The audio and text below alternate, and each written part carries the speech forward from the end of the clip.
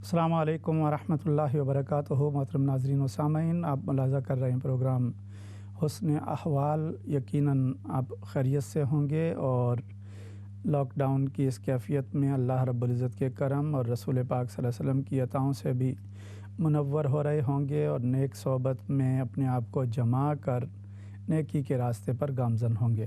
اللہ رب العزت کی بارگاہ میں دعا کے ساتھ پروگرام کا آغاز ہو رہا ہے کہ اللہ تعالیٰ اس لاک ڈاؤن کا اور پینڈیمک کا خاتمہ فرمائے اور انسانیت کو امن اور سلامتی سے آگے بڑھنے کی توفیق عطا فرمائے اور انسانیت ہدایت کے راستے پر گامزن رہے اور امت مسلمہ اخوت، وحدت اور ایمان کی ترقی کے ساتھ آگے بڑھتی رہے۔ آپ کو معلوم ہے حسن احوال میں ہم لاتے ہیں من کی صفائی کے حوالے سے عنوانات اور کوشش کرتے ہیں کہ تصوف، تزکیہ، زہد کے حوالے سے اور سلوک کے حوالے سے ہم بات کریں قرآن اور سنہ کی روشنی میں، لیکن اس سے پہلے جو زہد کی اور تصوف کی اور تزکیہ کی تعلیم ہے، جیسا کہ ہماری خواتین بہنیں جانتی ہیں کہ برتن میں اگر چکنائی لگ جائے، برتن جو ہے وہ گدلا ہو جائے تو اس کو دھویا نہیں جاتا، اس کو مانجھا جاتا ہے۔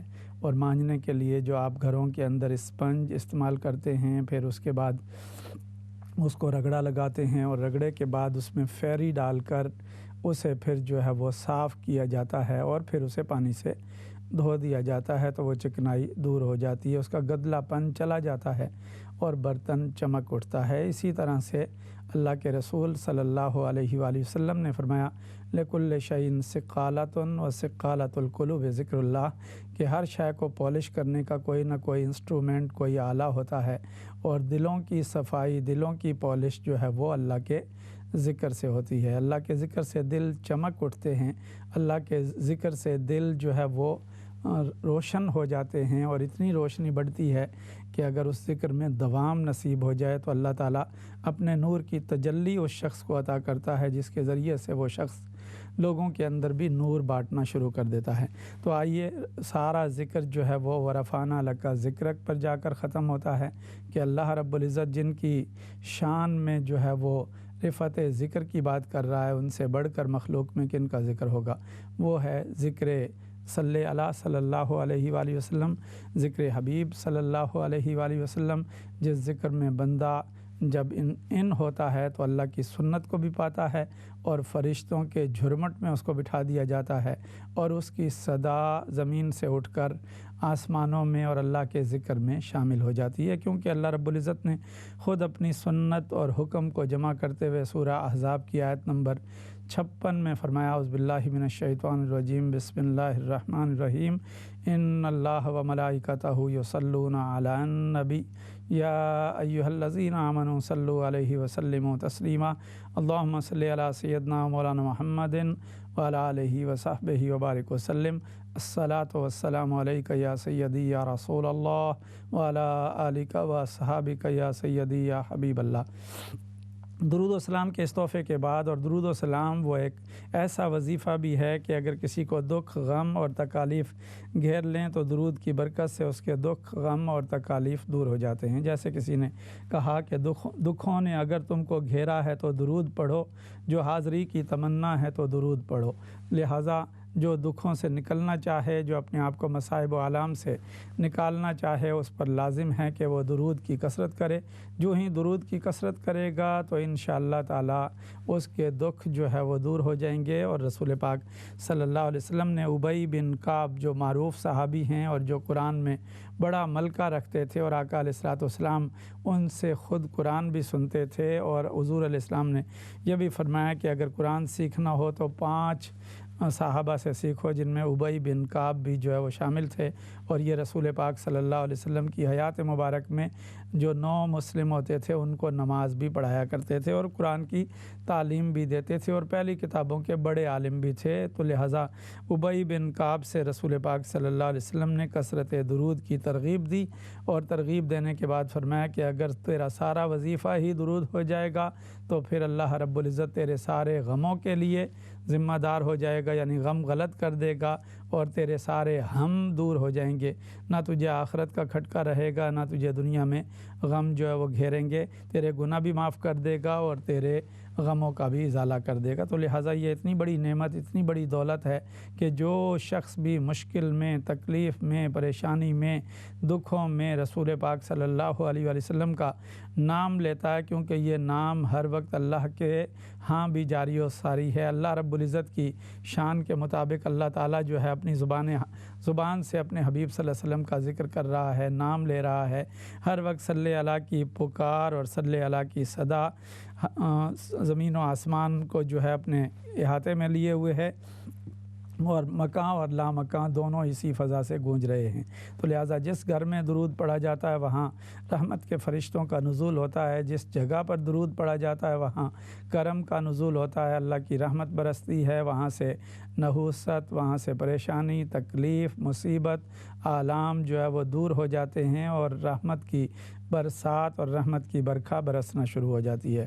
تو جتنا بھی ہو سکے کثرت سے درود پڑھا کیجیے، اور اگر آپ کو وقت نہ ملے تو اس طرح بھی کہہ سکتے ہیں مصطفیٰ جان رحمت پہ لاکھوں سلام، اللہم صلی علی سیدنا مولانا محمد الف الف مرہ، یا الف مرہ، یا الفین مرہ، یا ثلاثۃ آلاف مرہ، یا اربعۃ آلاف مرہ، یا خمسۃ آلاف مرہ، یا ستۃ آلاف مرہ۔ یہ عربی کے اندر آپ جو ہے ایک ہی میں لاکھوں مرتبہ درود و سلام کا ہدیہ پیش کر سکتے ہیں، لیکن اس کے لیے ایک شرط ضرور رکھا کریں۔ رسول پاک صلی اللہ علیہ وسلم نے ابو کاہل سے فرمایا تھا، ابو کاہل تم اگر صبح اور شام کو 3 مرتبہ حباً بی و شوقاً الیہ، یہ کلمہ ذہن میں رکھ لیجئے، حباً بی و شوقاً الیہ، حباً بی و شوقاً الیہ، میری محبت میں اور میرے شوق میں جو مجھ پر 3 مرتبہ درود پڑھتا ہے تو اللہ رب العزت اس کے دن کے گناہوں کو بھی مٹا دیتا ہے اور رات کے گناہوں کو بھی مٹا دیتا ہے۔ یہ اللہ رب العزت کی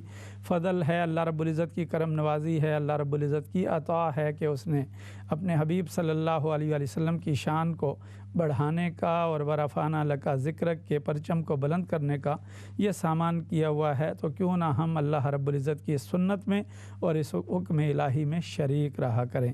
تو لہٰذا یہ ہے یعنی سب دکھوں کا مداوع، سب دکھوں کا علاج، سب پریشانیوں سے نجات درود و سلام۔ کسی عامل کے پاس جانے کی ضرورت نہیں ہے، آپ خود لنک ہوں، اپنے گھر میں وضو کریں، فریش اچھا لباس پہنیں، خوشبو لگائیں، مصلی بچھائیں، 2 نفل پڑھیں، اور اس کے بعد درود و سلام کی ایک تسبیح پڑھیں، اور پھر دیکھیں کہ جو ایک تسبیح درود و سلام کی ہر روز پڑھتا رہے تو رسول پاک صلی اللہ علیہ وسلم نے اس کے لیے 3 خوشخبریاں سنائیں۔ فرمایا کہ بری من النفاق، اس سے نفاق کو دور کر دیا جائے گا۔ نفاق کہنے کو تو ایک کلمہ ہے، لیکن اگر آپ ڈیٹیل میں دیکھیں تو نفاق 2 طرح کا ہے، کہ اعتقادی نفاق ہے اور ایک عملی نفاق ہے۔ اعتقادی نفاق تو یہ ہے کہ بندہ رسول پاک صلی اللہ علیہ وسلم سے کٹ آف ہونا شروع ہو جائے۔ اعتقادی نفاق تو یہ ہے کہ بندہ جو ہے وہ دل میں رام کی پوجا کرے اور زبان سے رحمان رحمان پکارے، تو لہٰذا جو ہے یہ اعتقادی نفاق ہے کہ دل کا کفر ٹوٹا نہیں، کلمہ پڑھا تو کیا ہوا۔ تو لہٰذا جب تک دل میں جو ہے وہ اللہ کی توحید اور رسول پاک صلی اللہ علیہ وسلم کی عظمت کا نکارہ نہ بجے تو ایمان نصیب نہیں ہوتا۔ تو لہٰذا یہ اعتقادی نفاق ہے کہ دل میں کچھ اور ہے اور زبان پر کچھ اور ہے۔ اقرار باللسان تو ہے لیکن تکذیب بالقلب آ گئی ہے، کہ زبان تو اس کا اقرار کرتی ہے لیکن دل اس کی تکذیب کرتا ہے، تصدیق نہیں کرتا۔ تو لہٰذا یہ ایک تو یہ رسول پاک صلی اللہ علیہ وسلم نے بشارت دے دی کہ اعتقادی کو نفاق جو ہے اس کا دور ہو جائے گا، اور عملی نفاق بھی دور ہو جائے گا۔ اور عملی نفاق کو سمجھ لیجئے کہ یہ برائیاں بڑی تیزی سے ہماری سوسائٹی کے اندر جو ہے وہ وائرس کی طرح پھیل گئی ہیں، اور لوگوں کو اس وقت شعور بھی نہیں ہے۔ جیسے وائرس کے حوالے سے وہ ان سین چیز ہے، اسی طرح سے جو ہے یہ چیزیں بھی، شیطانی وائرس بھی جو ہے وہ ان سین ہے۔ تو شیطانی وائرس کیا ہے؟ شیطان کیا کرتا ہے؟ بندے کو جھوٹ بلواتا ہے، اور جھوٹ بلوا کر جھوٹ اس کی عادت بنا دیتا ہے۔ اسی لیے سورہ بقرہ کی دوسرے رکوع میں اللہ رب العزت نے سارا بیان منافقین کا کہا، اور کہا کہ وہ عذاب علیم بما کانوا یکذبون، کہ ان کے لیے عذاب علیم ہوگا، یعنی دردناک عذاب ہوگا۔ وجہ اس کی یہ ہے کہ یہ لوگ جھوٹ بولا کرتے تھے۔ تو سچائی جو ہے وہ ایمان ہے، اور جھوٹ جو ہے وہ نفاق ہے۔ تو جھوٹ کا مرض اگر کسی نے دور کرنا ہو تو میں اس کی پرسکرپشن دے رہا ہوں، میں اس کی جو ہے وہ دوائی دے رہا ہوں، میں اس کی میڈیسن بتا رہا ہوں کہ رسول پاک صلی اللہ علیہ وسلم پر درود پڑھیں 100 مرتبہ روزانہ، تو انشاءاللہ یہ جتنی بھی جھوٹ کی بیماریاں ہیں یہ ساری جو ہے وہ دور ہو جائیں گی اس اپنا وظیفے کے ساتھ۔ ایک دوسرا، کیونکہ درود پاک خود ملٹیپل جو ہے اس کے اثرات ہیں، ملٹیپل ایفیکٹس ہیں، فرشتوں کا نزول ہے، رحمت کا نزول ہے، اور اس کے ساتھ 10 رحمتیں جو ہے وہ اللہ نازل کرتا ہے، 10 جو ہے وہ نیکیاں اس کے نامہ اعمال میں لکھتا ہے، اس کے درجے 10 بلند کر دیتا ہے، اور اس پر 10 گناہوں کو اس کے مٹا دیتا ہے، اور اس کے علاوہ رسول پاک صلی اللہ علیہ وسلم اس پر جو ہے وہ رحمت نچھاور کرتے ہیں، اللہ اس پر رحمت نچھاور کرتا ہے، فرشتے اس پر رحمت نچھاور کرتے ہیں۔ والذی یصلی علیکم وملائکتہ لیخرجکم من الظلمات الی النور، سورہ احزاب میں اس کا فیصلہ فرما دیا کہ وہی ہے جو تم پر بھی جو ہے رحمت نچھاور کرتا ہے، اور اس کے فرشتے بھی تم پر درود پڑھتے ہیں تاکہ تمہیں جو ہے وہ اندھیریوں سے نکالیں، ظلمات سے نکالیں، اور گناہ کی تاریکی سے نکال کر نور میں لے جاتا ہے۔ وَكَانَ بِالْمُؤْمِنِينَ رَحِيمًا، اور اللہ مومنوں پر بڑا مہربان ہے۔ تو لہٰذا یہ دوسرا جو مرض ہمارے اندر نفاق کا ہے، نفاق عملی، جھوٹ، اور اس کے بعد وعدہ خلافی کو بھی جو ہے یہ درود جو ہے وہ دور کر دیتا ہے، اس میں ہمت دیتا ہے، کرج دیتا ہے اس کو کہ وہ اپنے وعدوں کو پورا کرنے والا بن جاتا ہے بواسطہ درود، بواسطہ رسول پاک صلی اللہ علیہ وآلہ وسلم۔ اللہ اسے اسٹرینتھن کر دیتا ہے اور اسے ہمت دیتا ہے کہ اب وہ شخص جو وعدہ پورا کرنے میں کمزور تھا اس میں جو ہے وہ نفاق کا مرض دور ہونا شروع ہو جاتا ہے۔ تیسرا نفاق عملی کی جو علامت بیان کی گئی ہے وہ یہ ہے کہ جب بات کرے تو گالی دے۔ آج آپ دیکھتے ہیں کہ گالی دینا، ایبیوز اور ایف ورڈ کہنا جو ہے بڑا کامن ہو گیا، اور لوگ اس کو محسوس بھی نہیں کرتے، اور یہ سارا جو سوسائٹی ہے اس کی وجہ سے اور ڈراموں کی وجہ سے اور فلموں کی وجہ سے انسانوں کو جو ہے وہ ٹیچ کیا جا رہا ہے۔ تو لہٰذا اس سے بھی بچوں کو نکالنا ہے، اور آپ اس میں جان رہے ہیں کہ میرا موضوع جو ہے اس میں خود بخود اوپن ہوتا جا رہا ہے، یعنی نیک صحبت، نیک سنگت، نیک ساتھی، نیک مائیت، یہ دنیا میں بھی ہمارے لیے حسین ہے اور آخرت میں بھی حسین ہوگی۔ میں قرآن کے حوالے بھی ساتھ ساتھ آپ کو دیتا جاؤں گا کہ قرآن مجید فرقان حمید میں نیک سنگت کے حوالے سے جو باتیں کی گئی ہیں اس میں سے ایک بات آپ کی خدمت میں عرض کیے دیتا ہوں کہ وہ قرآن مجید فرقان حمید نے کہا سورہ زخرف میں، سورہ زخرف قرآن مجید فرقان حمید میں آپ کو معلوم ہے کہ 43واں سورہ ہے اور 25ویں پارے میں ہے، اور سورہ زخرف کی جو آیت ہے وہ 67 ہے۔ اس میں اللہ رب العزت نے فرمایا اعوذ باللہ من الشیطان الرجیم الاخلاء یومئذ بعضهم لبعض عدو الا المتقین، کہ اخلا خلیل کی جمع ہے، اور خلیل قلبی دوست کو کہتے ہیں، کہ قیامت کے دن جو ہے وہ قلبی دوست جو قریبی دوست ہیں وہ بھی ایک دوسرے کے دشمن ہو جائیں گے سوائے متقین کے، یعنی یہ وہ سنگت ہے جو دنیا میں بھی ہمارے کام آتی ہے اور آخرت میں بھی ہمارے کام آئے گی۔ تو لہٰذا اس سنگت کو جو ہے وہ لازم جس نے پکڑ لیا وہ کامیاب و کامران ہوگا، اور جو اس سنگت سے دور ہو گیا اس کا عالم کیا ہے۔ سورہ فرقان کی آیت نمبر 27، 28 اور 29 میں اللہ رب العزت نے اس کنسیپٹ کو سمجھایا ہے اور بتایا ہے یوم یعد الظالم علی یدی یقول یا لیتنی اتخذت مع الرسول سبیلا یا ویلتی لیتنی لم اتخذ فلانا خلیلا لقد اضلنی عن الذکر بعد اذ جاءنی وکان الشیطان للانسان خذولا۔ صدق اللہ العظیم۔ فرمایا کہ اس دن جو ہے وہ ظالم اپنے ہاتھوں کو کاٹ کاٹ کھائے گا، اور وہ اپنے غصے کو اس طرح سے جو ہے پورا کرنے کی کوشش کرے گا اور کہے گا کہ کاش میں نے رسول اللہ صلی اللہ علیہ وسلم کے ساتھ دوستی نبھائی ہوتی، کاش میں حضور کی مائیت میں رہتا، کاش میں حضور علیہ السلام کی سنگت میں رہتا، کاش میں حضور علیہ السلام کا ہو جاتا، اور پھر وہ کہے گا ہائے شامت، کاش میں نے فلاں شخص کو دوست نہ بنایا ہوتا، کاش میں اس کا ساتھی نہ بنا ہوتا، کاش میں نے ابو جہلی راستے پر نہ چلا ہوتا، ابو لہبی راستے پر نہ چلا ہوتا، عتبہ، ولید، امیہ بن خلف اور اس طرح کے شیاطین جو ہیں ان کے راستے پر میں نہ چلا ہوتا، اس نے تو مجھے کتاب نصیحت کے میرے پاس آنے کے بعد بہکا دیا، اور شیطان انسان کو وقت پر دغا دینے والا ہے۔ یہ آپ نے دیکھا قرآن مجید فرقان حمید نے کس طرح سے ہماری رہنمائی کی، اور اسی طرح سے قرآن مجید فرقان حمید کی سورہ مائدہ میں بھی اللہ رب العزت نے اس کنسیپٹ کو ہمیں بتایا ہے اور فرمایا یا ایھا الذین آمنوا علیکم انفسکم لا یضرکم من ضل اذا اہتدیتم الی اللہ مرجعکم جمیعا فینبئکم بما کنتم تعملون۔ صدق اللہ العظیم۔ اے ایمان والو، اپنے آپ کو संभालो, अपने आप को जो है वो बचाओ, अपने आप की हिफाजत करो। जब तुम हिदायत पर हो तो कोई गुमराह तुम्हारा कुछ नहीं बिगाड़ सकता। तुम सबको अल्लाह की तरफ लौट कर जाना है, उस वक्त वो तुमको तुम्हारे सब कामों से जो दुनिया में किए थे आगाह कर देगा और उनका बदला देगा। ला यदुर्रुकुम मन दल्ला इज़ा इह्तदयतुम, यानी जब तुम जो है वो हिदायत पर आ गए तो तुम्हें कोई गुमराह नहीं कर सकता। और संभालो, अपने आप को बचाओ, क्योंकि तुम्हारे पास एक ऐसी दौलत है, एक ऐसी नेमत है जिस पर जो है वो शिकारी मौजूद हैं, जिस पर दुश्मन ताक लगाए बैठा है, जो तुम्हें गुमराह करने की कोशिश कर रहा है। और शैतान ने तो बबांगे दोहल अल्लाह के दरबार में खड़े होकर कहा था, ला उग़वियन्नहुम अजमाइन इल्ला इबादका मिनहुमुल मुखलसीन, मैं इन सब को गुमराह कर दूंगा। आगे से आऊँगा, पीछे से आऊँगा, दाएं से आऊँगा, बाएं से आऊँगा, इनमें से किसी को छोड़ूंगा ही नहीं। ऐसी ऐसी दिलकशियाँ इनके दिलों में डाल दूंगा कि ये बच नहीं सकेंगे। तो ये निफाक का मर्ज़ दरअसल शैतान, नफ्स और दुनिया की तरफ से जो है वो इंसान की तबीयत में रच बस जाता है। और उसमें एक है गाली देना, कि इंसान जो है वो गाली देना शुरू कर देता है, झगड़ा करना शुरू कर देता है। तो जब ये निफाक का मर्ज़ लग जाए, ये बीमारी लग जाए, तो फिर इंसान बड़ा जो है वो निफाक के अंदर चला जाता है। उससे बचने का तरीक़ यही है कि इंसान उस सोबत को छोड़े जो निफाक उगाती है, जो निफाक जो है उसका बीज बोती है। उससे जब तक नहीं निकलेगा तो निफाक का मर्ज़ ठीक नहीं होगा। नमाज़ पढ़ना और दूसरी तरफ जो है वो बुरी सोबत को भी साथ साथ चलाए रखना, इससे नेक सोबत के असरात जो है वो ज़ाइल हो जाते हैं। बिल्कुल उसी तरह जिस तरह किसी आदमी की जेब जो है नीचे से फटी हुई हो और वो उसमें माल डालता रहे और वो समझे कि मेरा माल तो बहुत जमा हो गया, लेकिन जब वो देखता है तो उसके लिए कुछ भी हाथ नहीं होता।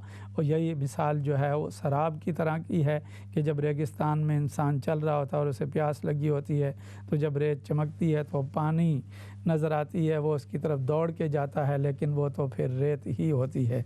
तो लिहाजा इससे अपने आप को बचाना है और उसके लिए लाजिम कर दिया कि अपने आप को जो है नेक संगत में जमाए रखो। अब मैं आपको सूरह अल कहफ की आयत नंबर 28 दे रहा हूँ, जिसमें अल्लाह रब्बुल इज़्ज़त ने नेक संगत के लुज़ूम की बात की है और फरमाया कि वस्बिर नफ्सक कमाल लज़ीन यदऊन रब्बहुम बिलगदाति वल अशी युरीदून वजहा वला तादु ऐनाका अन्हुम तुरीदु ज़ीनतल हयातिद दुनिया वला तुति' मन अग़फ़लना क़ल्बहु अन ज़िक्रिना वत्तबा हवा व कान अम्रुहु फ़ुरता।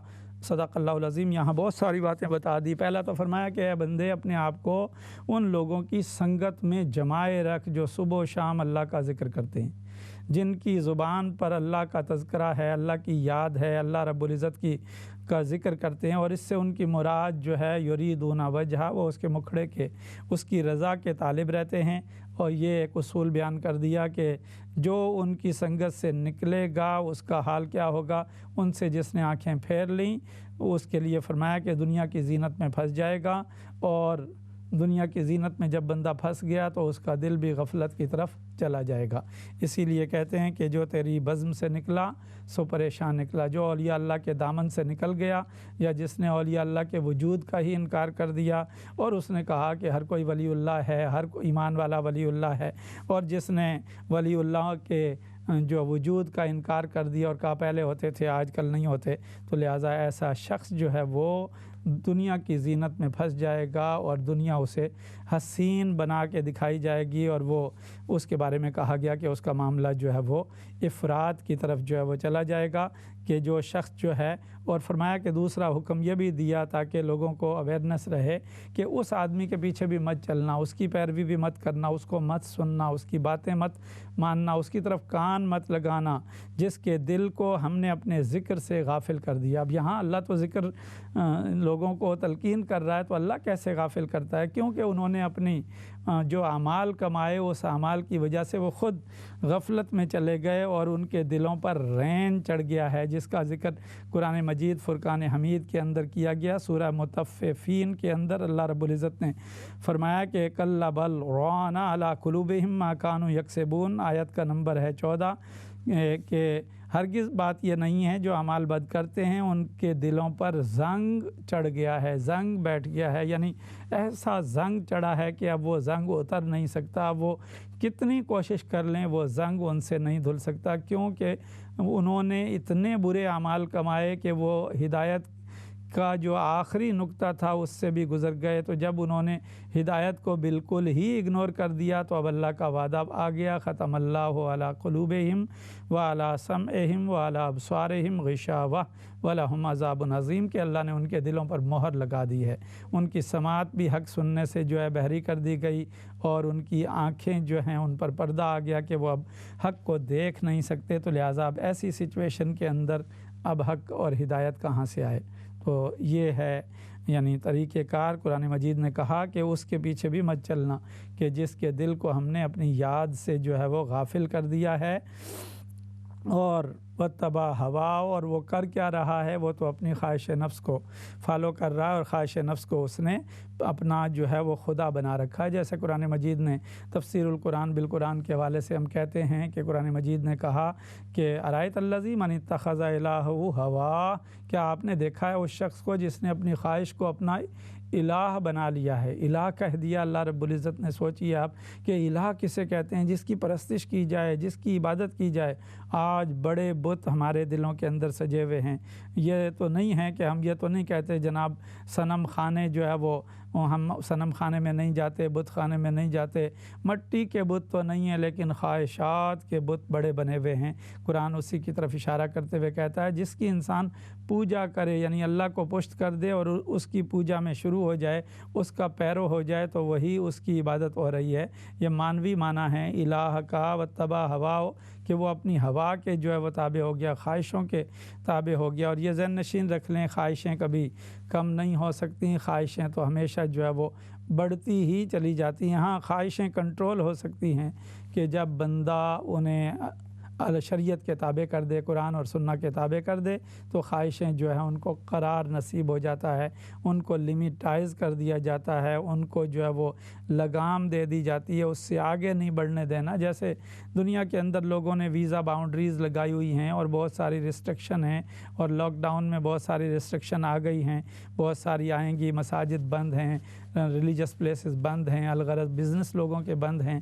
تو جب یہ دنیا کے اندر جو ہے یہ ریسٹرکشن اور انسٹرکشن کے ذریعے سے اسے کنٹرول کیا جا رہا ہے، تو خواہشات کو بھی کنٹرول کرنا ہے کہ اس جگہ نہیں جانا جس جگہ جانے سے اللہ رب العزت نے منع کیا ہے، بلکہ اس گلی میں بھی نہیں گزرنا۔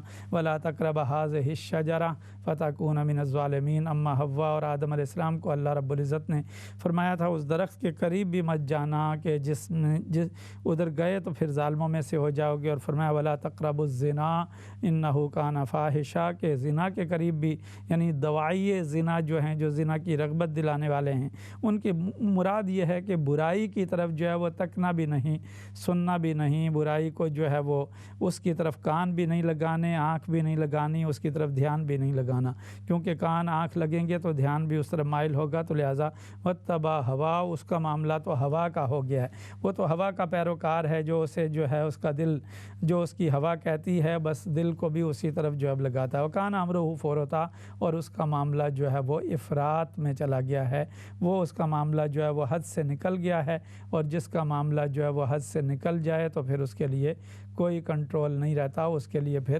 فائن آتا ہے، جرمانہ آتا ہے دنیا کے حوالے سے، اور ہدایت کے حوالے سے اس کے لیے لاک ڈاؤن ہو جاتا ہے کہ اب اس کا دل جو ہے بند کر دیا گیا ہے۔ اور جب کسی کا دل جو ہے اس پر مہر لگ جائے تو وہاں ہدایت، رہنمائی داخل نہیں ہو سکتی، وہاں جو ہے وہ اللہ کا غضب ہی پھر اس پر آتا ہے۔ تو رسول پاک صلی اللہ علیہ وسلم نے فرمایا کہ اس سے پہلے کہ دروازہ ہدایت بند ہو، نفاق کو کنٹرول کرنے کے لیے درود و سلام پڑھا کرو، کہ یہ نفاق جو انسان میں عملی ہے اس کا بھی خاتمہ کر دیتا ہے۔ پھر نفاق کی ایک اور علامت بیان کی گئی ہے، اور وہ نفاق کی علامت ہے اذا تؤمن خانا، کہ جب اس پر امانت رکھی جائے تو وہ امانت کی خیانت کرتا ہے۔ یہ 4 منافق عملی کی مثالیں ہیں، کہ پہلی مثال بیان کی گئی کہ جب وہ بات کرے تو کاذبہ، جھوٹ بولتا ہے، جب جو ہے وہ وعدہ کرے تو خلاف ورزی کرتا ہے، جب اس کے پاس جو ہے وہ اپنا کوئی گفتگو ہو تو اس میں خاصمہ فجرہ، جب وہ جو ہے وہ اپنا بات کرتا ہے تو اس میں جھگڑے میں گالیاں دینا شروع کر دیتا ہے۔ تو لہٰذا خدا کے واسطے گالی کا کلمہ اپنی زبان پر نہ لائیے، کیونکہ یہ زبان سبحان اللہ کے لیے ہے، अल्हम्दुलिल्लाह के लिए है, अल्लाहु अकबर के लिए है और ला इलाहा इल्लल्लाह के लिए है। ये तहलील के लिए और सुबहानल्लाह व बिहम्दिही सुबहानल्लाहिल अज़ीम के कलमात कहने से बंदे का मीज़ान जो है भर जाता है, ज़ुबान धुल जाती है और दिलों में नूर और तहारत नाजिल हो जाता है। तो लिहाजा इसका हमेशा ख़्याल रखना चाहिए। और चौथी अलामत बयान की गई कि जब उसे जो है वो अमानत रखी जाए तो उसमें ख़यानत करता है। ये निफाक अमली की अलामात हैं। एतकादी मैंने बयान कर दिया कि वो दिल और ज़ुबान की हम आहंगी से गुरेज़ का नाम है और रसूल पाक सल्लल्लाहु अलैहि वसल्लम की अज़मत से इनकार का नाम जो है निफाक एतकादी है। और निफाक अमली की ये 4 अलामात बयान की गई और फरमाया गया कि जिसमें चारों हों वो पक्का मुनाफिक है। लिहाजा जब तक ये आदत नहीं बनी उस वक्त तक इसे जो है दुरूद के ज़रिए से कंट्रोल किया जा सकता है, लेकिन जब ये आदत बन गई तो फिर मुश्किल हालात आ जाते हैं। तो लिहाजा अगर कोई एक अलामत हो तो वो उसमें निफाक का एक मरज़ पाया गया है, उसका हमें ध्यान रखना है ताकि हम इन चीज़ों से बचें। आज हमें इन चीज़ों का एहसास भी नहीं रहा। जैसे कि अल्लामा इकबाल ने कहा था, वाए नाकामी मताए कारवां जाता रहा, कारवां के दिल से एहसास ज़ियाँ जाता रहा। एक बुज़ुर्ग हैं, अब मैं एहसास की बात हुई है तो उनका हवाला ज़िमनन कोट कर देता हूँ कि वो एक दिन बैठे हुए रो रहे थे तो किसी ने आके कहा आप क्यों रो रहे हैं। उन्होंने कहा कि आज मेरी नमाज़ फ़जर जो है वो चली गई, जमात से मैं नहीं पढ़ सका तो इसलिए मैं रो रहा हूँ। और रो इस बात पर रहा हूँ कि जब मेरे बच्चे की डेथ हुई तो 4000 आदमी जो है वो इयादत के लिए आए, ताज़ियत के लिए आए और मेरी डेवड़ी जो है दहलीज़ टूट गई उनके आने की वजह से। पुराने वक्तों की बात है, लेकिन मेरी नमाज़ चली गई तो किसी ने मेरी जो है वो ताज़ियत नहीं की, तसल्ली नहीं दी मुझे। तो इससे वो इन चीज़ों पर भी, इन चीज़ों का भी एहसास था। उसकी तो नमाज़ फ़जर जो है जमात से गई है, यहाँ तो क़ज़ा भी नहीं हो रही और उसके बाद भी जो है वो एहसास ही कोई नहीं है। और रमज़ान था तो बहुत सारे लोगों ने रमज़ान को इसी तरह से गुजार दिया जैसे आम महीने होते हैं। तो ये एहसास की बेदारी की ज़रूरत है। इससे पहले कि अल्लाह की मोहर दिलों पर लगे, उससे पहले बेदार होने की ज़रूरत है। और ये प्रोग्राम बेदारी का प्रोग्राम है, होशियारी का प्रोग्राम है। होशियारी ये नहीं है कि बंदा पैसे कितने कमा लेता है, होशियारी ये है कि बंदा मौला की तरफ कितना दिल लगाता है और शैतान के हमलों से कितना अपने आप को बचाता है। अल्लाह ताला मेरी भी हिफाजत करे और आपकी भी हिफाजत करे। एक वक्फ़े की तरफ हमने बढ़ना है। तो ये था आयत दुरूद व सलाम के वाले से। और फिर एक और वजीफ़ा है जिसमें जो है वो इस्तिग़फ़ार जिसको कहते हैं। और ये जो गुफ्तगू मैंने की कल, चूँकि ख़त्म बुखारी था, हुज़ूर सैयदी शेखुल इस्लाम ने बुखारी शरीफ का ख़त्म ऑनलाइन जो है लोगों को सिखाया, उसी से रोशनी लेते हुए मैंने ये बातें आपकी खिदमत में रखी हैं। अल्लाह ताला जो नेक मजालिस सजाते हैं, ऑनलाइन हों या वर्चुअल हों या स्पिरिचुअल हों, अल्लाह सलामत रखे। वक्फ़े पर जा रहे हैं, वक्फ़े से आएँगे तो यहीं से बात शुरू करेंगे, आपकी कॉल और सवाल भी लेंगे।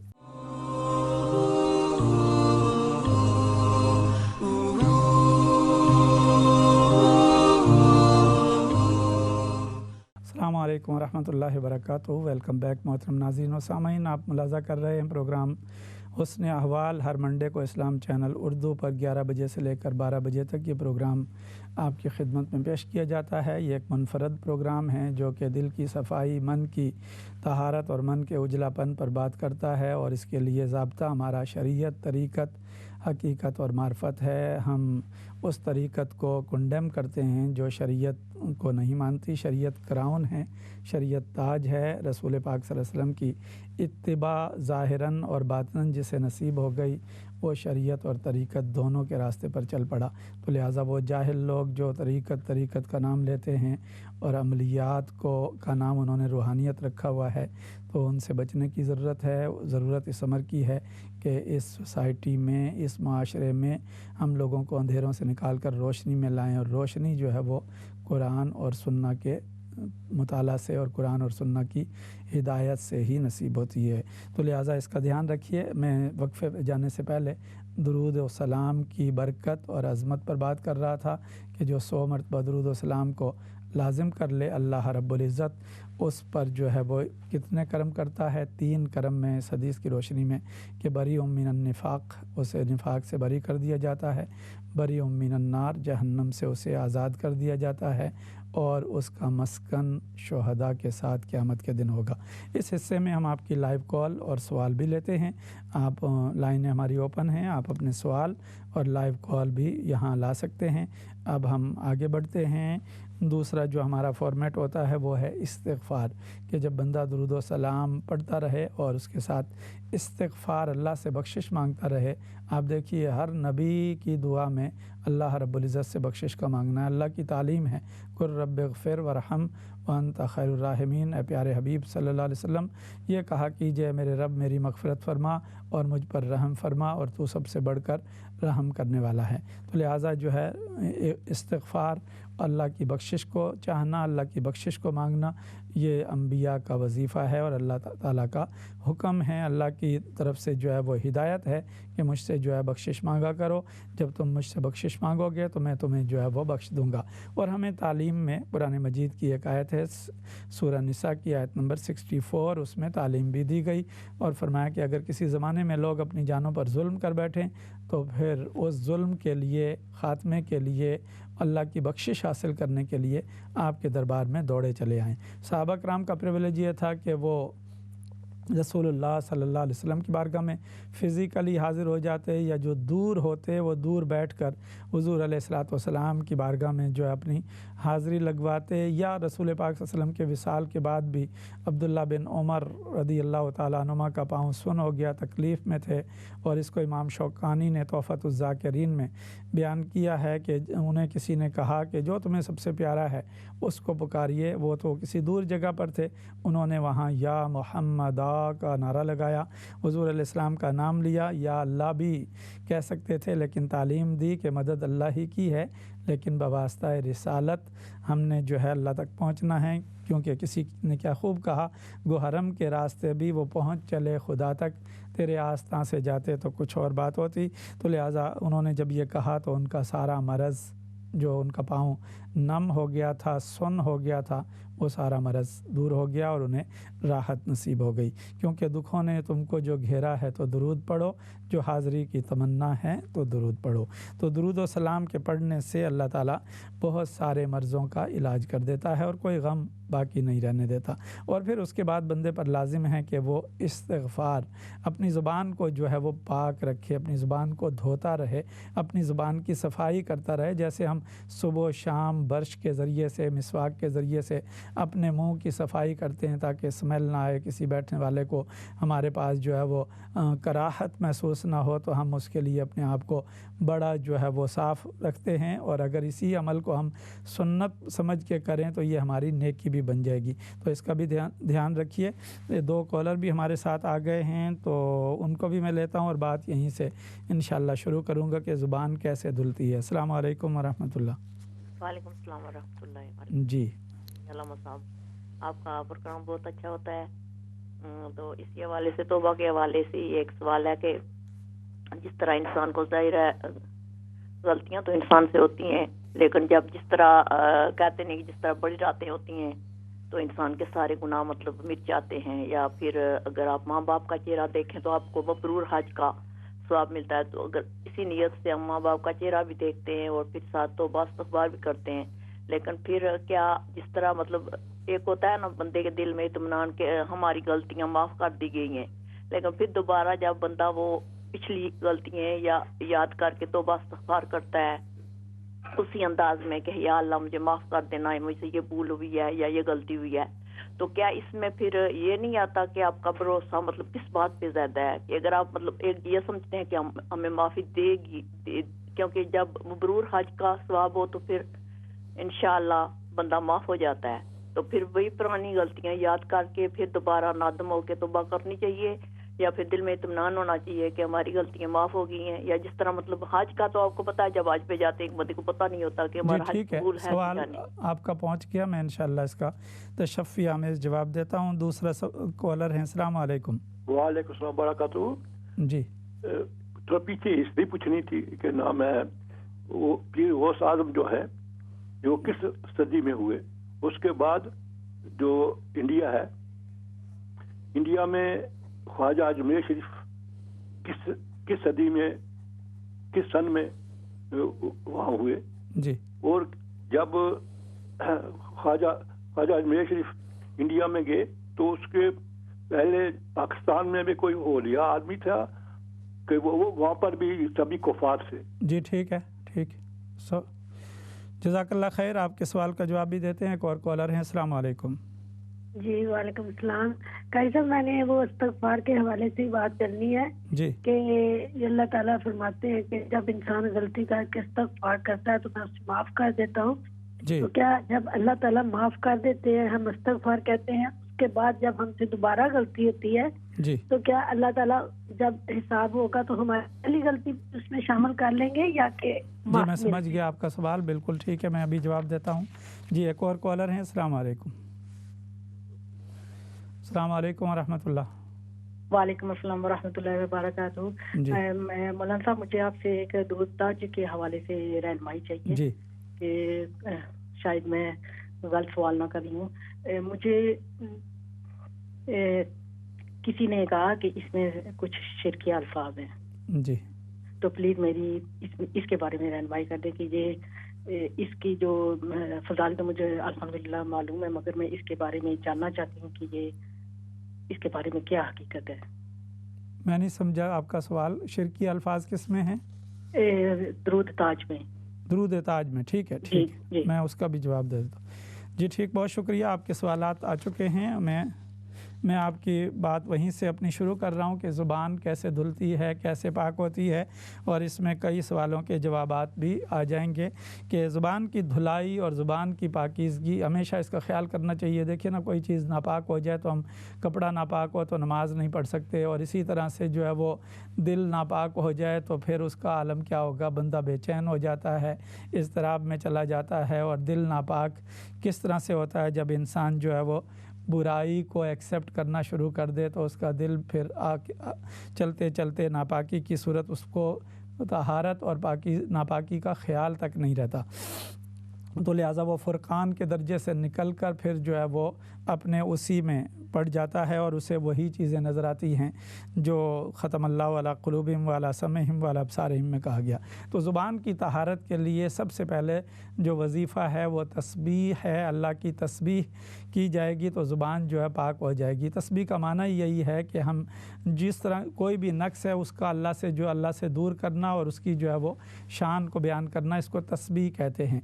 कि यानी जो भी कमज़ोरी है अल्लाह उससे पाक है, जो भी नक्स है अल्लाह उससे पाक है, जो भी ऐब है उससे पाक है। तो जब बंदा बिस्मिल्लाह यानी अल्लाह का नाम लेता है, उसकी तस्बीह करता है, अल्लाह की शान में जब लग जाता है, उससे ऐसी चीज़ों का जो शिरकियाँ हैं, जो उसकी शान के लायक नहीं है, जब उसकी नफ़ी करता है तो उसके नतीजे में बंदे के ज़बान में भी तहारत आती है और दिल में भी नूर जारी होता है। एक और कॉलर हैं, क्योंकि हमने कॉलर को भी साथ लेके चलना होता है। प्रोग्राम जो है बैनी व बैनाकुम होता है, आपके और मेरे दरमियान तकसीम है, और कलमात जो है अपना इसका वक्त महदूद है, इसलिए बाज़ दफ़ा हमें जो है वो कोई कॉल को रोकना भी पड़ता है कि तवील सवाल ना हो, ताकि दूसरे लोगों को मौका मिले। एक और कॉलर हैं, उनको शामिल करते हैं। अस्सलाम वालेकुम वरहमतुल्लाह। वालेकुम सलाम रहमतुल्लाहि व बरकातहू। अच्छा मौलाना साहब, मेरा एक सवाल है कि एक हदीस है या पता नहीं सल्लल्लाहु अलैहि वसल्लम का फरमान है, वो कौन से ओकेजन पे बोले थे या क्या है, जरा आप इसकी तस्दीक कर दें कि मेरा उम्मती झूठ नहीं बोल सकता। हर हो सकता है मगर कोई चीज वो झूठा नहीं हो सकता। जी ठीक है, मैं उसमें बता देता हूँ। ठीक है, एक कलर आ गए। दो चीज़ों का फरमाया कि एक बंदे के अंदर जो है कंजूसी और किज़्ब, ये दोनों मोमिन में जमा नहीं हो सकते। गालबन आप उसकी तरफ इशारा कर रही हैं। बंदा जो है या तो काज़िब हो सकता है, तो वो यानी सखी होगा दूसरे लफ्ज़ों में, और दूसरी तरफ अगर जो है वो कंजूस है तो वो झूठा नहीं हो सकता, क्योंकि ईमान दोनों चीज़ों का इज्तिमा नहीं चाहता। ईमान दोनों चीज़ों की ज़िद है, एक चीज़ आ सकती है थोड़ी थोड़ी, तो लिहाजा ये शायद उसकी तरफ आपका इशारा है। और میں عرض کر رہا تھا کہ کس طرح سے بندے کی زبان جو ہے وہ پاکیزگی اور طہارت کی طرف جاتی ہے. اس کے لیے پہلا نسخہ ہے سبحان اللہ. جب بندہ سبحان اللہ کہتا ہے، جیسے ہم کوئی ٹافی یا مٹھائی ڈالتے ہیں تو ہمارے اس میں منہ میں جو ہے وہ ایک مٹھاس آ جاتی ہے، تو سبحان اللہ کی ایک چاشنی ہے، ایک مٹھاس ہے. ہم سبحان اللہ تو کہتے رہتے ہیں، بڑی تیزی سے تسبیح پڑھتے ہیں اور انگلیوں پہ بھی پڑھ لیتے ہیں، لیکن اگر اس کو کوئی رک کر اور مٹھاس کے ساتھ کہے تو پھر دیکھیے اس کے سینے میں کیسی اس کے ذریعے سے جو ہے وہ بہار آتی ہے. کیونکہ اللہ رب العزت کا جب ذکر ہوتا ہے تو اللہ تعالیٰ سینے کے اندر، دل کے اندر ایک نور عطا کرتا ہے، اور وہ نور کے اثرات زبان پہ بھی جاتے ہیں اور ظاہر پر بھی نمودار ہوتے ہیں. اور دوسرا طریق ہے زبان کی طہارت کے لیے، وہ ہے اللہ رب العزت کی حمد، الحمدللہ جس کو کہتے ہیں، جس کا بیان حضور علیہ الصلوۃ والسلام پر جب دین مکمل ہو گیا تو ام المومنین سیدہ عائشہ رضی اللہ تعالیٰ عنہ فرماتی ہیں، میں کثرت سے سنتی تھی کہ حضور علیہ الصلوۃ والسلام اللہ رب العزت کی حمد کے ساتھ تسبیح کرتے تھے. فسبح بحمد ربک، حمد کے ساتھ اپنے رب کی جو ہے وہ تسبیح کیجئے. یعنی پہلے جو ہے تسبیح اور پھر جو ہے وہ حمد، یعنی تسبیح کے ذریعے سے جو نیگیٹو چیزیں ہیں جن کی طرف جو یہ کفار سبحان اللہ عما یشرکون کہ اللہ کی طرف جن چیزوں کی جو ہے وہ یہ نسبت کرتے ہیں ان کی جو ہے وہ ریجیکشن کیجئے. کہ جب آپ اس کام میں لگیں گے تسبیح کے ذریعے سے ہم ان چیزوں کو جو ہے وہ زائل کرتے ہیں جو اللہ رب العزت کی طرف جو ہے بعض جاہلوں نے، کفار اور مشرکین نے جو ہے وہ لگا دی ہیں، ان کا جواب دے رہے ہوتے ہیں. گویا تو جو بندہ اللہ کے کام میں لگا ہے، اللہ کی شان کے اندر جو ہے وہ لگا ہے شان کو بیان کرنے میں، اور اس کے لیے نیگیٹو وے پر جو ہے اسے دور کر رہا ہے، جو چیزیں جو ہے وہ اللہ کی طرف منسوب کی گئی ہیں، تو سبحان اللہ اس شے کا نام ہے، اور الحمدللہ اللہ رب العزت کی حمد کا نام ہے. اور اس کے بارے میں رسول پاک صلی اللہ علیہ وآلہ وسلم نے فرمایا کہ سبحان اللہ جو ہے وہ یہ بہت بڑا وظیفہ ہے. سبحان اللہ و بحمدہ، سبحان اللہ العظیم. اور رسول پاک صلی اللہ علیہ وسلم نے فرمایا کہ الطہور شطر الایمان، کہ امام مسلم اس کو جو ہے کتاب الطہارہ میں لائے کہ جو طہارت ہے، پاکیزگی ہے، جو تسبیح ہے، یہ آدھا ایمان ہے. والحمدللہ تملأ المیزان، اور حمد جو ہے وہ میزان کو بھر دیتی ہے. تو لہٰذا جو ہے سبحان اور حمد کے ذکر کو جمع کر دیں تو زمین و آسمان جو ہے بھر جاتے ہیں. اور امام ترمذی ایک حدیث لائیں، تسبیح و نصف المیزان، تسبیح جو ہے یعنی اللہ رب العزت کی جو ہے وہ تسبیح پڑھنا، سبحان اللہ کہنا، یہ جو ہے آدھا میزان ہے. اور حمد کو جمع کر لیں تو پھر سارا میزان جو ہے بھر جاتا ہے. اور اس کے ساتھ اللہ اکبر، زمین و آسمان ساری فضا جو ہے بھر جاتی ہے. اور کثرت سے اس کا ورد کرتے رہیں، یعنی تسبیح کا اور سبحان اللہ و بحمدہ سبحان اللہ العظیم کا. تو رسول پاک صلی اللہ علیہ وسلم نے فرمایا کہ سمندر کے جھاگ کے برابر بھی گناہ ہوں تو وہ معاف ہو جاتے ہیں، بشرط یہ کہ انسان کا ارادہ ثواب کا نہ ہو بلکہ جو ہے اللہ رب العزت کی محبت کا ہو. تو یہ ہے تسبیح. اس کے بعد میں نے بات کی تحمید کی، جس کو الحمدللہ کہتے ہیں. تکبیر اور تحلیل، اس پر انشاءاللہ اگلے پروگرام میں بات کریں گے. چونکہ پروگرام کا وقت محدود ہے، آپ کے بہت سارے سوالات بھی میرے سامنے ہیں، تو آئیے آپ کے سوالات کو میں لیے چلتا ہوں. پہلی بہن نے سوال کیا کہ بہت ساری انہوں نے چیزیں بیان کی کہ چہرہ دیکھنے سے حج مقبول کا ثواب ملتا ہے، 5 چیزوں کی زیارت کی جائے تو اللہ رب العزت کی عبادت میں بندہ شمار ہو جاتا ہے. کعبۃ اللہ کو بیٹھا ہوا دیکھتا رہے، قرآن مجید کو دیکھتا رہے تو یہ بھی عبادت کے زمرے میں آتا ہے. اپنے والدین کو ایمان کی نیت سے اور ادب کی نیت سے دیکھیں تو وہ بھی عبادت کے زمرے میں آ جاتا ہے. اور اسی طرح سے صالحین کی زیارت، یہ بھی عبادت کے زمرے میں آ جاتا ہے. سیدنا علی کرم اللہ وجہہ الکریم کو دیکھنا، یہ بھی عبادت کے زمرے میں آ جاتا ہے. اور اسی طرح سے رسول پاک صلی اللہ علیہ وسلم نے زمزم کے بارے میں بھی فرمایا کہ جو زمزم کے پانی کو تکتا رہے وہ بھی عبادت کے زمرے میں آ جاتا ہے. تو ایک کالر اور ہیں، انہیں لیتے ہیں ساتھ. السلام علیکم. وعلیکم السلام ورحمۃ اللہ وبرکاتہ. کیسے مولانا صاحب؟ جی الحمدللہ الحمدللہ. ہاں جی مولانا صاحب، آپ سے پوچھنا ہے کہ جیسے کہ تسبیحات ہیں نماز کے بعد والی، جیسے کو ایک تو تسبیح فاطمہ ہے نا 33 سبحان اللہ، 33 الحمدللہ، جی جی اللہ اکبر، یہ تو میں کرتی ہوں. باقی جو تسبیحات ہیں نا جو بھی ہے تیسرا کلمہ اور سبحان اللہ بحمدہ سبحان اللہ العظیم، درود شریف وغیرہ، وہ میں زیادہ تر نا اٹھ کے چلتے پھرتے یا لیٹ کے کرتی ہوں، کیونکہ میں زیادہ ٹائم بیٹھتی ہوں تو میں آرتھرائٹس ہے جوڑوں کا درد، میں تھک جاتی ہوں. اس لیے قرآن پاک پڑھتی یا بیٹھی تو پھر میں ایسی تسبیحات میں چلتے پھرتے یا لیٹ کے کرتی ہوں. ایسا کرنے سے مجھے کوئی ثواب جی ملے گا میں نا؟ عرض کر دیتا ہوں، بہت اچھا آپ نے سوال کیا، اللہ تعالیٰ برکت دے، آپ کے سوالات کی طرف ہی میں لوٹ رہا ہوں۔ تو جس بہن نے پوچھا توبہ اور استغفار کے حوالے سے جب معافی دے دی گئی اور اطمینان بھی نصیب ہو گیا، تو پھر جب دوبارہ ہم اس غلطی کو یاد کرتے ہیں یا دوبارہ جب توبہ استغفار کرتے ہیں تو اس کا پھر کیا معنی ہے؟ یہ ذہن نشین رکھ لیجئے کہ جو اللہ رب العزت کی طرف سے بندے کو جو کرم نوازی نصیب ہوتی ہے، جو اطمینان دیا جاتا ہے، اس کے دو درجے ہیں۔ ایک یہ ہے کہ دل اس سے مطمئن ہو جاتا ہے جب ہم کسی گناہ پر نادم ہو کے اللہ رب العزت کی بارگاہ میں یقین کامل کے ساتھ معافی مانگ رہے ہوتے ہیں، یا اللہ مجھے معاف فرما، میرے سے یہ غلطی ہوئی، تو معاف کرنے والا ہے۔ رسول پاک صلی اللہ علیہ وسلم کا وسیلہ اس میں ڈالتے ہیں، حضور علیہ السلام کے وسیلے سے، درود و سلام کے وسیلے سے، نیک کلمات کے وسیلے سے، اور اپنے اعمال صالحہ کا وسیلہ اور نیک بندوں سے دعا کروانے کا وسیلہ اور اسماء الہیہ کا وسیلہ دے کر جب ہم دعا کر رہے ہوتے ہیں تو ہمیں اطمینان نصیب ہو جاتا ہے۔ اس کی کچھ علامات ہیں، آنسو نکل آئیں اور اس سے دل کا بوجھ ہلکا ہو جائے اور بندے کو یقین ہو جائے کہ ہاں اس پر مجھے معافی مل گئی ہے۔ تو جب معافی مل گئی ہے تو پھر اس کے بعد جب ہم دوبارہ اس کو یاد کر کے جو ہے وہ مانگتے ہیں تو کیا وہ پہلا جو ہے وہ اس طرح سے واپس آ جاتا ہے یا کیا صورت ہوتی ہے؟ نہیں، جب اللہ، اور دوسرا سوال بھی تھا ایک بہن کا کہ معاف کر دیتا ہے تو دوبارہ غلطی ہونے پر جو ہے وہ اس کا کیا حکم ہے؟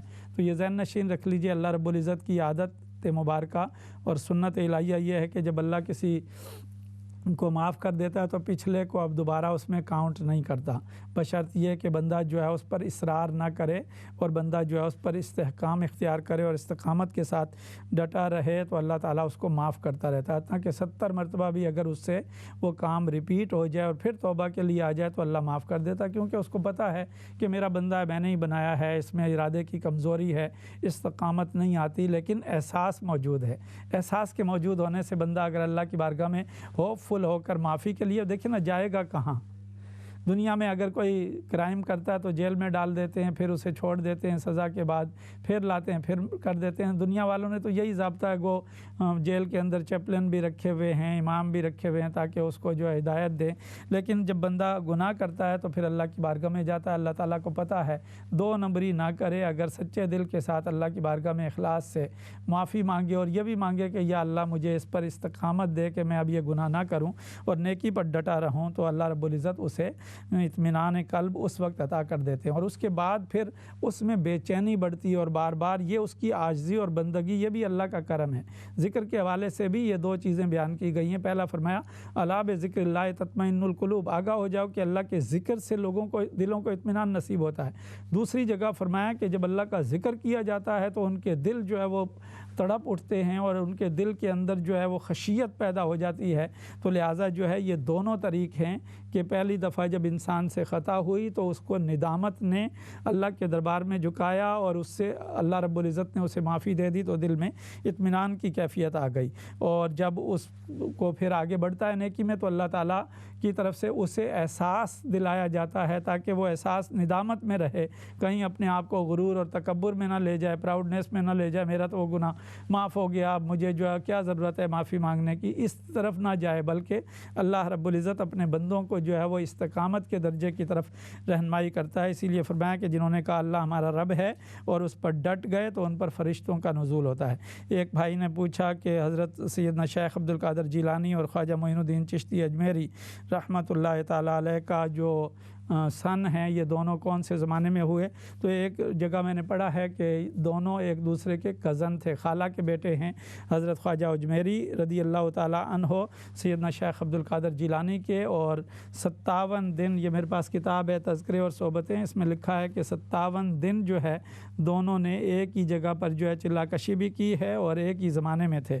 جب سیدنا شیخ عبد القادر جیلانی رحمۃ اللہ علیہ نے اللہ کے اذن سے اور حضور علیہ السلام کی عطا سے یہ اعلان کیا کہ میرا یہ قدم ہر ولی کی گردن پر ہے، تو خواجہ معین الدین چشتی اجمیری اس وقت خراسان کے پہاڑوں میں محو عبادت تھے، انہوں نے اپنا سر جھکا دیا زمین تک اور کہا بل علی راسی و عینی، بلکہ میری آنکھوں پر اور میرے سر پر بھی آپ کا قدم ہے۔ تو لہٰذا یہ ان کا زمانہ، اور وہ جب پاکستان تشریف لائے تھے اس وقت تو پاکستان نہیں تھا، تو انہوں نے داتا علی حجویری جنہیں علی بن عثمان المعروف گنج بخش رحمۃ اللہ علیہ کہتے ہیں، ان کے مزار پر انوار پر 40 دن दिन का, ये 6 माह का चिल्ला किया था, आज भी चिल्ला गा वहाँ मौजूद है। इसके बाद एक और बहन ने पूछा कि दुरूद ताज में जो है वो शिरकिया अल्फाज हैं, ये एक कन्फ्यूजन है बाज़ लोगों के अंदर। एक कलमात दुरूद ताज एक अरब आलम दीन ने जो है वो उसको लिखा और उसे मुरतब किया, वो बिल्कुल सही दुरूद है। बाज़ लोगों को उस पर इश्काल हो जाता है नूर मिन नूरिल्लाह के जो कलमात हैं कि वो रसूल पाक सल्लल्लाहु अलैहि वसल्लम को इस दुरूद ताज में अल्लाह का नूर करार दिया गया है। तो ये ज़हन नशीन रख लें, अगर तो कोई शख्स इसको अल्लाह के नूर का जुज़ माने रसूल पाक सल्लल्लाहु अलैहि वसल्लम को, तो ये शिरक होगा। जबकि नूर मिन नूरिल्लाह, ये मिन जो है ये तबीज़िया नहीं है बल्कि बयानिया है और इसका माना रिफ़्लेक्शन का है कि रसूल पाक सल्लल्लाहु अलैहि वसल्लम अल्लाह के नूर की रिफ़्लेक्शन है। अल्लाह ने हुज़ूर अलैहिस्सलाम के नूर को तख्लीक किया है।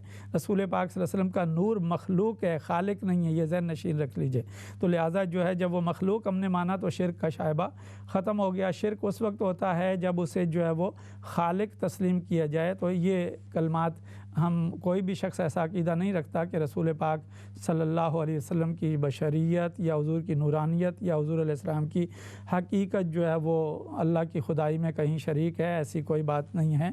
रसूल पाक सल्लल्लाहु अलैहि वसल्लम सैयदुल बशर हैं और सैयदुल वरा हैं, और इसी तरह से रसूल पाक सल्लल्लाहु अलैहि वसल्लम अफ़दलुल बशर हैं और कामिलुल बशर हैं और अकमलुल बशर हैं। हुज़ूर अलैहिस्सलाम नूर भी हैं, नूरियों के सरदार भी हैं, लेकिन मखलूक हैं, अल्लाह की मखलूक हैं। अल्लाह का नूर इस सेंस में है कि अल्लाह ने आपके नूर की तख्लीक फरमाई, और इसके लिए मौलाना अशरफ अली थानवी साहब की किताब नशरुत्तीब फ़ी ज़िक्र नबी अल हबीब की पहली हदीस ही उन्होंने हदीस नूर लाए हैं, तो उसका मुताला भी किया जा सकता है। इसके बाद एक बहन ने पूछा कि ये जो तस्बीहात हैं, तस्बीह फ़ातिमा का उन्होंने इशारा दिया और इसका एक पस मंज़र है, ये जो हम सुबहान अल्लाह, अल्हम्दुलिल्लाह और अल्लाह अकबर की तस्बीह पढ़ते हैं हर नमाज के बाद या रात को सोने से पहले, इसको तस्बीह फ़ातिमा का नाम दिया कि आका अलैहिस्सलाम ने ये तस्बीह अपनी प्यारी लफ्ज़ जिगर सैयदा कायनात सैयदा फ़ातिमा ज़हरा सलामुल्लाह अलैहा को अता फ़रमाई थी, तो इस वजह से ये तस्बीह फ़ातिमा के नाम से मशहूर है। उन्होंने कहा कि वो चलते फिरते, क्योंकि उन्हें अथराइटस भी है, तो वो सुबहान अल्लाह, अल्लाह ताला उन्हें शिफ़ा दे, सुबहान अल्लाह बिहम्दी सुबहान अल्लाहिल अज़ीम या दीगर तस्बीहात चलते फिरते भी पढ़ लेती हैं।